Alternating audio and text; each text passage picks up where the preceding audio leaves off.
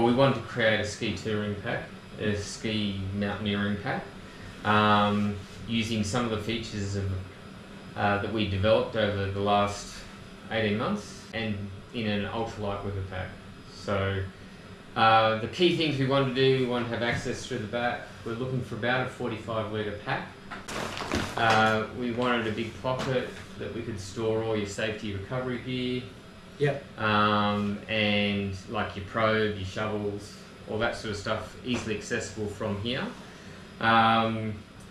Everything gets fully taped, use durable materials where we need it, make things really light where we can, and basically make a really good, that climbing alpine ski touring type pack. With a system where you can put your skis across it, in a cross carry, you can carry your ice axes, your helmet, all the stuff that you need for your mountaineering and ski activities. So, tell us a bit about the first one. So, prototype number one. There were lots of things that had to be changed on the current models that we had to try and get it to work.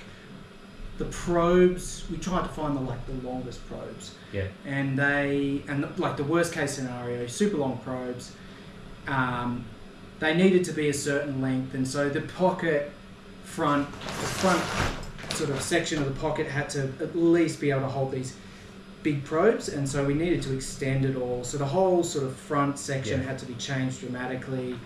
The first one I maybe went a bit crazy, like trying to get in all these crazy corners, and it ended up getting a bit of a lip turning up, and it was just a big no-no because good snowcatcher. Exactly. Yeah. You'll just end up with all your stuff getting so wet.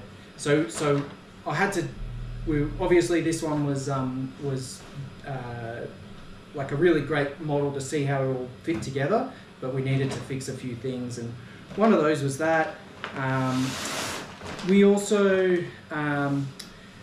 we were using quite a heavyweight material on the front for the ice axe guard. Yeah. And we just, after some use and after getting people's feedback and use in the field, it doesn't need to be as beefy as, say, in another model that we make, because this pocket is so much flatter. Yeah. The ice axe, the peak isn't actually touched. Like it's not digging in. It's not digging in, exactly. Yeah. And because it's such a flat profile, it didn't really make sense to make this out of some crazy heavy duty sort of stuff if it didn't need to be. So we went a bit lighter there. Obviously this one's got the access style. So we can access easily through the back. We have a kind of water resistant zipper, open up, got a spot for a hydration bladder. Yep. And then access straight into the pack. So you can get in through the top or through the back. Nice and simple and easy access into the bag. Cool. Cool. So a couple of other features we tried to develop was make sure the straps on the side are long enough to take one of the sort of sleeping mats that you'd use in the snow, like an X-Ped flex mat. We wanted to use unbreakable buckles, so if you trot on the buckle, it's not going to break. It's also not possible to get clogged with snow and ice, so a really good buckle system. Still a pull forward buckle, but just with the locking in of the unbreakable buckle. So this is an alloy buckle. It just interlocks to the other side when you tension it up, just passing the two through. We also ditched. The other one we ditched the pocket in favour of gear loops, and that was from feedback from our athletes, I guess. The guys out in the field, and they were just like, gear loops would be more handy than, say, a pocket. There could be an option later on to put in a removable pocket over the top. Yeah. So an optional pocket. So we can go down that path then. So a couple of things. Obviously, the final thing is the pack had to look really good. We weren't quite happy with the way this dug into we're trying to get a curved shape into a square peg. Yeah. And it doesn't work. So prototype 2. Right. So this guy was the next one. So a little bit different in the front. So we've gone for more of the traditional ice axe holders up here, take away the daisy chaining, lighten up the pack a little bit. Again, because it's a flat pocket, this system works really well. Yeah. It didn't need to be as rugged as what we were thinking initially. This prototype just happened to have, we were trying something sort of crazy, different. Yeah. We were trying it on the sides. It wasn't super practical. It didn't sit, the ice axe didn't sit as well as we hoped on that sort of format. Yep.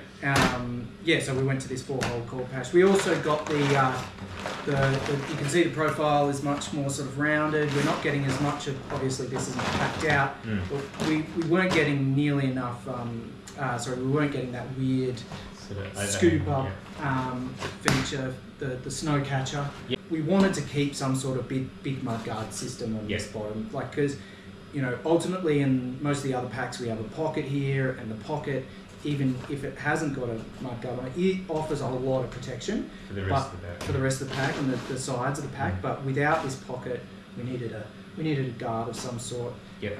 So we added that. But yeah, this one was pretty close. To the final product. So here you go. This is number 3 or 4, I can't remember, but we ended up with a nice pack. So you can see here, the focus here was really trying to get a really nice looking pack. Weight was really important. I mean, we're in that ultralight space. I think we're just around the kilo with this pack when it's empty. So it's it's fantastic for a pack that has, you know, the zippers on it, has access through the back. To keep it down to that sort of weight's really impressive without sacrificing any of the features that give it the durability. So you can see here how well the helmet net fits onto the front. You attach the helmet. We've got the ice axe with the ice axe blade holder. We've still got the guards, as Cara said. We've put an extra bit of protection around the base of this pack just to make sure that the high wear areas are protected. And you can obviously see you can fit the X-Ped flex mat in there nicely. We are going to have the option to put an optional hood, so if you do ever need some extra capacity, there's going to be an optional hood that will mount on top of this. But this helmet net can also be mounted on the top. So if you have the ski cross carry system on, your skis are passing this way, you can put your helmet up here, which is super awesome. Into the pocket, obviously as per the previous design, we had the organisation in there. This is all full of plastic just to make the pack look full. The design of that pocket was really good. I think the zip is really actually quite a nice feature because it really does secure anything that goes in there and things aren't going to fall out as opposed to having just a bit of a flap. Yeah. You know, that would have been a bit lighter, but certainly not as secure. And this gave us the flexibility to do with the pocket what we really wanted to do. And with the zipper sliders mounted at, like 2 sliders mounted at the top, like accessing that probe is a matter of 2 small movements, rip it out. Grab the probe. Yeah. If you're in that sort of situation where you need to use that, you wanted it coming out as fast as possible, and a flap system wouldn't necessarily. Well, you take a tumble and the flap system, it all fills up with snow and ice and stuff. So this keeps things nice and protected. Let's take a quick look at the back. You may or may not be able to see with the camera there that we've cored out this whole foam, lighten up the pack, allow a bit more airflow through there, and then again access straight through the back. So this is a really awesome pack. We've got the unbreakable buckle system that we showed